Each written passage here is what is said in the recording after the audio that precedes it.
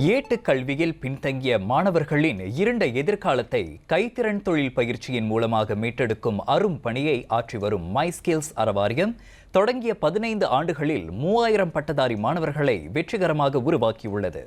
பல்வேறு குடும்ப பின்னணியை மாணவர்கள் கொண்டிருப்பதால் இப்பயிற்சியுடன் நல்லொழுக்கம், மரியாதை ஆகிய நன்னெறி பண்புகளையும் கற்றுக் கொடுப்பதே அறவாரியத்தின் தலையாய நோக்கம் என்கிறார் அதன் தோற்றுநர் வழக்கறிஞர் பசுபதி சிதம்பரம். இவங்க 2-3 வருஷம் எங்கள் கூட இருப்பாங்க. பிறகு அவங்களுக்கு 17 வயசானோன்னா அவங்களுக்கு அவங்க தகுதி தகுந்தபடி ஒரு வேலையும் அவங்களுக்கு நாங்கள் தேடி கொடுத்துருவோம். இங்கே electrical wiring, welding, plumbing, air condition servicing, culinary, pastry இதெல்லாம் செஞ்சு சொல்லிக் கொடுக்குறோம்.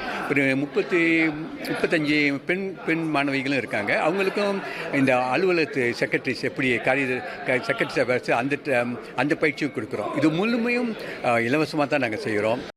10 இயக்குநர்களை கொண்டு வழிநடத்தப்படும் மை ஸ்கில்ஸ் அறவாரியத்தின் அனைத்து முயற்சிகளுக்கு அரசாங்கத்துடன் 1000க்கும் மேற்பட்ட நன்கொடையாளர்கள் பல்வேறு வகையில் தங்களின் ஆதரவை இதனால் வரையில் அளித்து வருவதாகவும் அவர் கூறினார். ஒவ்வொரு மாதத்துக்கு எங்களுக்கு 3 லட்சம் தேவைப்படும்.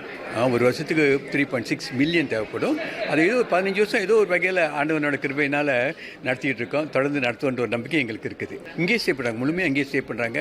அவங்களுக்கு உணவு, உடை, தங்குமிடம், அப்புறம் பயிற்சி எல்லாமே நாங்கள் கொடுக்குறோம்.